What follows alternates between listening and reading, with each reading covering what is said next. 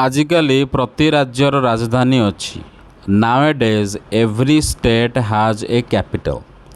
किछि वर्ष पूर्वे कटक ओडिशार राजधानी थिला। Some years ago Cuttack was the capital of Odisha.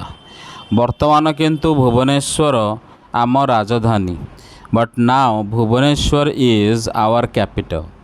यह गोटे सुंदर सहर। It is a beautiful city. एठारे अनेक गुड़िए बड़ रास्ता और पार्क अच्छी। It has many wide roads and parks. 20 वर्ष पूर्वे यह गोटे जंगल थिला। 20 years ago it was a jungle. यार कोठाबाड़ी किछि नथिला। There were no buildings here. किंतु वर्तमान यह कोठाबाड़ी रे पूर्ण। But now it is full of buildings.